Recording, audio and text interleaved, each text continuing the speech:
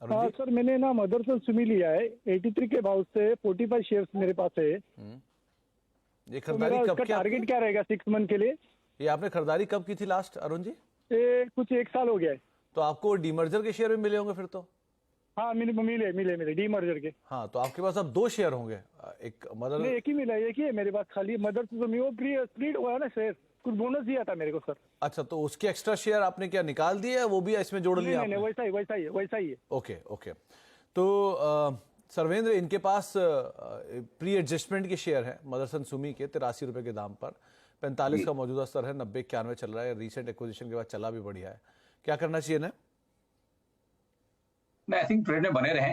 अच्छा ट्रेड है और आई थिंक एडजस्टमेंट के भाव इनका बाद भाव अगर मिल जाता तो और भी अच्छा होता। तो आई थिंक वो और लेवल्स नीचे के होंगे। तो आई थिंक मेरे हिसाब से ट्रेड में बने रहे, क्योंकि उन्होंने 6 महीने का व्यू दिया है, मांगा है। तो ये भी बहुत जरूरी है कि कॉस्ट के आसपास एक ट्रेलिंग स्टॉप लॉस भी लगा के रखें और ट्रेड में बने रहे। मुझे जो बेस्ट केस यहाँ ऊपर में दिख रहा है वो दिख रहा है कि 110 115 के टारगेट्स भी यहाँ पॉसिबल है। 3 से 6 महीने उसमें लग सकते हैं इनके दायरों में। और आई थिंक 115 120 एक अपसाइड कैप रहेगा मेरे हिसाब से नेक्स्ट 3-6 महीनों में। तो क्योंकि 6 महीने का ट्रेड है तो ऊपर में मुनाफा बांधने की भी तैयारी रखेंगे। और आई थिंक 115 के आसपास अगर आता है तो या तो राय ले लें या तो थोड़ा वहां पे मुनाफा बांधने की भी उस समय कोशिश करें। फिलहाल कॉस्ट के ऊपर एक स्टॉप लॉस बना के ट्रेड में बने रहें। आप बने रहे कॉस्ट के ऊपर का एक स्टॉप लॉस लेकर, और 115 के आसपास आए तो आप दोबारा एक बार इस पर राय ले लीजिएगा अरुण जी, वो ज्यादा बेहतर रणनीति रहेगी। बातचीत करते हैं हमारे अगले दर्शक से। हमारे साथ टी बिनानी मौजूद हैं, आजमगढ़ यूपी से बातचीत करने के लिए। बिनानी साहब नमस्कार, सवाल पूछिए। Good morning sir. Morning morning Binani साहब। जी सर, मेरे पास विप्रो के शेयर्स हैं 5000 शेयर्स 410 के रेट से। बिनानी साहब, आपने रिसेंट बायबैक में कहीं टेंडर करने की कोशिश नहीं की थी इसमें? जी नहीं सर, एक्चुअली मैं उस समय नहीं कर पाया था। ये मैं होल्ड करना चाहता था, ये मैं होल्ड करना चाहता हूँ 1 साल के लिए। ओके। तो सर्वेंद्र, विप्रो के शेयर हैं इनके पास, खरीदारी से करीब 15 रुपए नीचे है और 5000 शेयर हैं।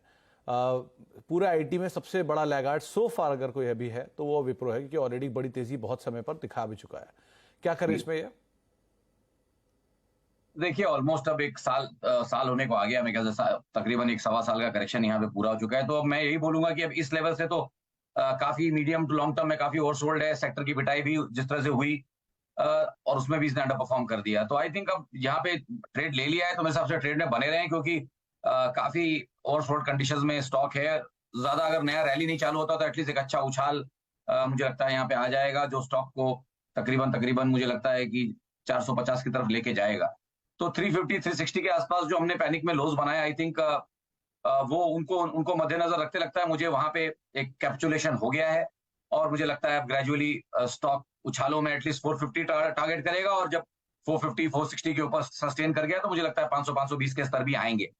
तो ये पूरे क्रम में आई थिंक 6 से 9 महीने लग सकते हैं। तो आई थिंक लॉन्ग टर्म इन्होंने बोला रखना चाहते हैं, तो मेरे हिसाब से अगर 9-12 महीने प्लस का होराइजन है तो बने रहे। मुझे लगता है कि 450 first target and 520 next target, और ट्रेड में बने रहना चाहिए।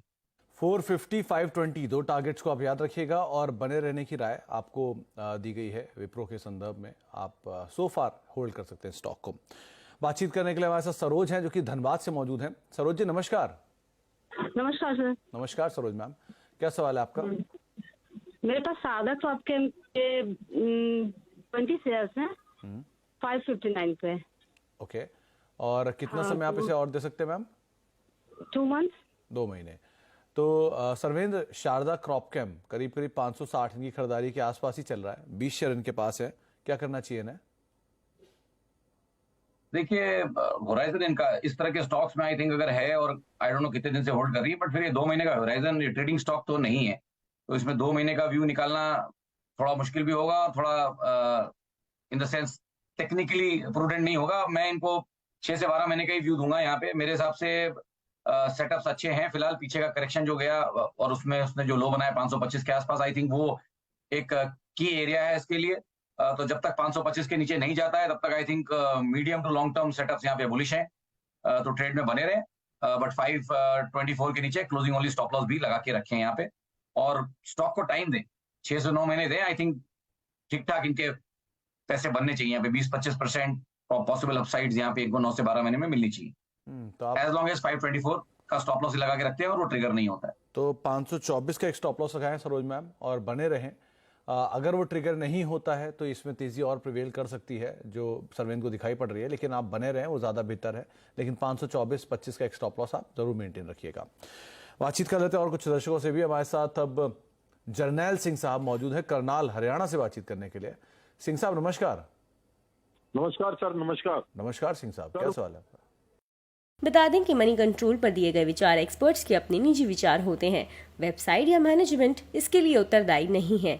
यूजर्स को मनी कंट्रोल की सलाह है कि कोई भी निवेश निर्णय लेने से पहले सर्टिफाइड एक्सपर्ट की सलाह लें।